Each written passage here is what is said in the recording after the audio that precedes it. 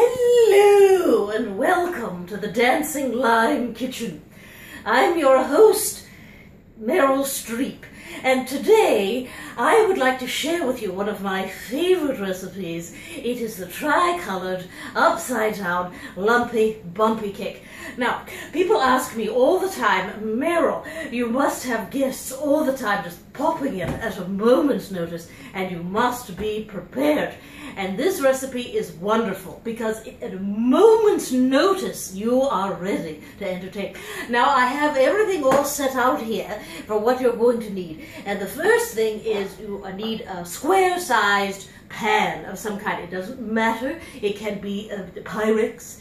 It can be a pottery. This one is my favorite simply because it is the good size for my batter. Now, the batter, I should say, is, well, it's like a sourdough recipe where you keep adding to it year after year, and the batter just gets better and better. Now, I have my batter going at all times. Every day I just add a little bit to it, and it grows in bulk. Now I shall get the batter for you. And I have it all prepared. It is right here. This is my favorite batter for the tri-colored upside down lumpy bumpy cake. Now you just place your batter in the pan thusly. All right. Now don't be afraid to rearrange your batter because you want it to fit in the pan nicely. You can have some spillage. That's fine too. This recipe is very forgiving, and like I said, it can be ready on a moment's notice. Now sometimes the batter will rise instantly as soon as you put it in the pan, and other times it will settle quite nicely as the day goes along. Now if you'd like it to settle, you can give it a little bit of a shake thusly, and sometimes it will settle, and other times you have to just kind of, you know, sort of place it in there.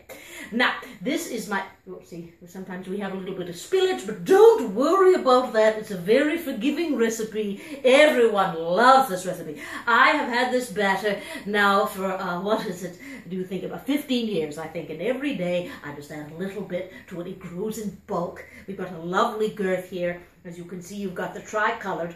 Now, this recipe is very good for guests that are just popping over. I wouldn't recommend taking this recipe to a potluck or something like that, because although this recipe is very simple, it will keep for days, weeks, months, really.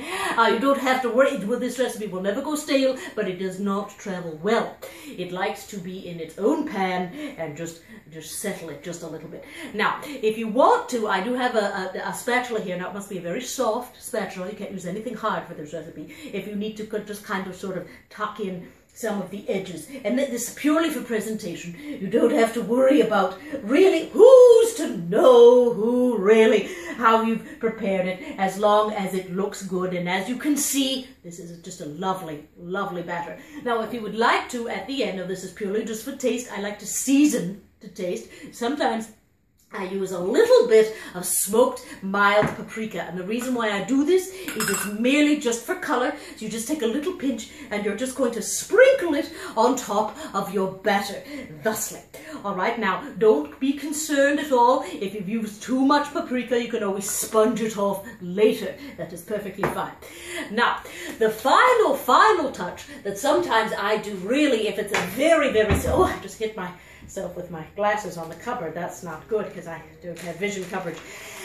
Anyhow, you can use, now this is a very special ingredient. You can take a little tiny bit of catnip, really, who's to know, and you can just sprinkle that on top, and that will really perk up the batter. See, she really likes that, and sometimes you're going to have to replace it back in there after your catnip has been split. Oh, and sometimes the batter will fight back. Anyhow, thank you so much. Do enjoy this recipe. It is my lifelong favorite. You can't do without it. Just stay in there.